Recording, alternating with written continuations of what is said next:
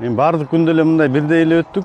Өзүбүздүн койгон тактикабыз бар болчу, ошо тактикабыздын үстүндө эле иштеп келдик. Аттарыбыздын амандыгын тилеп келдик, ошо Марага чейин аман эсен жетсе экен деп келдик ошо. Бул жылкылардан биз өзүбүздүн колтумалар, ошо жаштайынан баштап эле ошо көп минилип, иштелип келген жылкылар. Ушу күнгө чейин дайындап, аракет кылып келдик, болгон күчүбүздү жумшап. Ошонун натыйжасы бүгүнкү жеңишибиз болду. Риск болду, эми баягы рисковать этмейин иш ийгиликке жетишпейбиз да. Болушунча рисковать эттик. Ошо риск менен ошо кирип ийгиликке жетиштик ошо. Жорук негизгиси абдан сонун өттү. Эч кандай мындай судейскийде дагы туура эмес иштер болгон жок. Баарын туура тактык менен аткарып келишти. Уюштуруучу жагынан дагы абдан сонун болду. Талада жүрдүк, ойдо жүрдүк, чөлдө жүрдүк. Бардыгы менен камсыздап берди. Бардык башка командалардын дагы ортосундагы ынтымагыбыз абдан жогору болду. Бири-бирибизди колдоп, коштоп, күчтүүсү уттусун деп ушуга чейин келдик. Кыргызстан командасы жеңіске жетті. Жаңа ғана мына Қостанай облысындағы Ұлы дала жорығы бәйге марафоны аяқталды және оның қорытындысы бойынша, яғни 5 күнге созылған, 500 шақырымға созылған жарыс қорытындысы бойынша көрші елден келген команда жеңімпаз атанып отыр.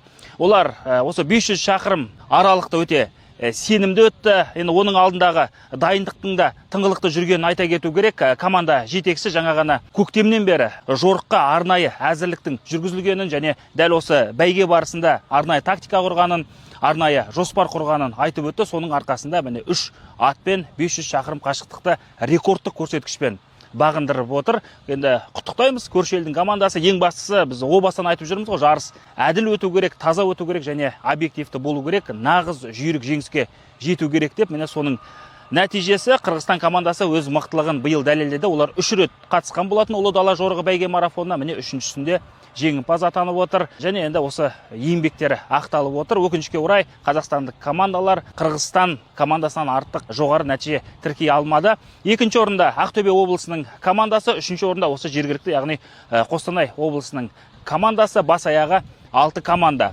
мәресігін кесіп өтті, яғни 6 команда осы 500 шақырым қашықтықты бағындырды. О баста 18 команда тіркелген болатын және соның арасынан осы жоғарыда аты аталған командалар жүлдегелігі отыр. Енді 100 миллион теңге көлеміндегі жалпы жүлде қоры бар. Қазір марапаттау рәсімі өтеді. Сол жерде табысталады, салтанатты шарасы болады. Енді осы Ұлы дала жорығы бәйге марафоны Қостанай облысындағы өзінің бір ерекше бағдарламасымен, ерекше сәттерімен, ерекше эмоциясымен есімізде қалады, тарихта да жазылып қалатындығы анық. Бәйге марафон алдағы жылдары да жалғасады. Сондықтан мына облыстардағы командалар, аймақтардағы атбегілер тыңғылықты дайындық жүргізсе, осы бәйгемізді кеңінен насихаттаса, дәріптесе және оның дамуына үлес қосса деген. Оны мынау жергілікті спорт басқармалары көп ақша қажет емес, сонда да сәлде болса қолдау танытса, жақсы бастама, жақсы жоба жалғасын табады. Және енді айналып келгенде ұлттық спортымыздың дамуына, жалпы ұлттық құндылықтарымызды түгендеуге және бір идеологиялық жұмыстардың жүргізілуіне өз септігін тигізетіндігі анық. Бәріне сәттілік, бәріне рахмет. Оған аттың аты ғана шыдайды, адамның адамы ғана шыдайды. Сондықтан бұл енді біріншіден туризм дамытуға ыңғайлы шығар. Жастарды атпен осындай жүруге, баулуға жақсы шығар. Атпен жүрген адамның давлениесі көтерілмейді, атпен жүрген адамның басқа да ауруы болмайды. Аяқ буын түгел жұмыс істейді. Бұл жақсы ғой ат деген. Мінесі сол қызықтырып немеремізге шейін алып келіп көрсетіп отырмыз. Міне тілейтініміз сол, аман болсын барлығы да.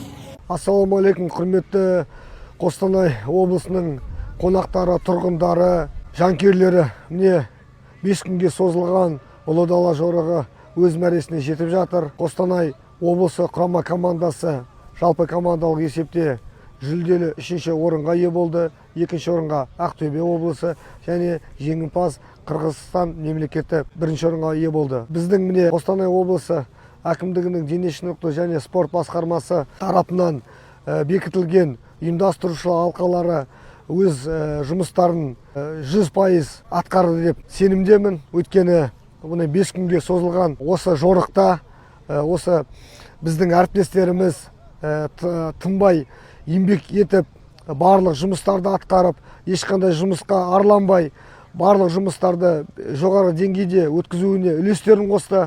Өйткені бұл бірінші біздің облысымыздың абыройы, біздің Қостанай облыстың әкімшілік тарапынан біздің тарапқа жүктелген міндетін орындады деп айта аламын. Осындай ұлы дала жорығы үлкен деңгейде жетіп, үлкен осындай жарыстар Қостанай облысында бола берсін, ат спорты дами берсін. Көптен күткен жеңісімен Қостанай облысы құрама командасын құттықтағым келеді. 5 жыл бойы жаңа айтып отыр ғой, қатыстық деп. Сол 5 жылдың ішінде міне бүгін 3-ші орынға ие болып қатты қуанып жатыр. Және де айтатын, бұл жерде ұсақ-түйек жұмыстар өте көп болды, үлкен жұмыстар өте көп болды. Соны айтатын болсақ, мынау біздің Қостанай облысы төңірегіндегі Жангелді ауданы әкімшілігіне, Амангелді ауданы әкімшілігіне, Арқалық қаласының әкімшілігіне, Арқалық қаласы Жангелді аудан әкімдеріне, Амангелді аудан әкімдеріне ризашылығымызды білдіреміз, олардың әріптестеріне ризашылығымызды білдіреміз. Бұл жерде әкімнен бастап кіші жұмысшыға дейін барлықтары атсалысты. Солардың барлығына көп рахметімді айтамын. Спорт басқармасы және де Қостанай облысының басқармалары бүкіл атсалысып, су таситын водовозы болсын, барлығына атсалысқан ағаларымызға, бауырларымызға алғысымыз шексіз. Атын атамасам ренжімесін. Барлығы мына Қостанай облысы жабылып, осы ұлы дала жорығын аяқтадық. Осындай жеңісті күндеріміз көп болсын. Өзімнің әріптестеріме де мың алғыс.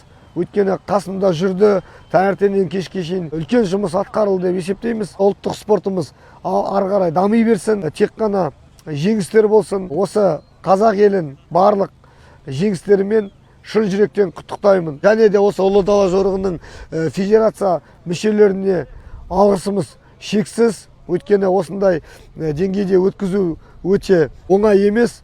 Және де осы жарысымызға мұрындық болып жатқан Қазақстан Республикасының дене шынықтыру істер комитетінің министрлігіне алғысымыз шексіз. Осындай жарыстарды бекітіп, осындай жарыстарды бізге осы спортшыларға қолдау көрсеткендеріне, мүмкіндік бергендеріне алғысымыз шексіз. Осы халықаралық деңгейдегі жарысымыз ешқашан тоқтамасын. Ішкі істер басқармасына да алғысымыз шексіз. Бұл жерде барлық азаматтар үлестерін қосты. Барлықтарына алғысымызды айтамыз.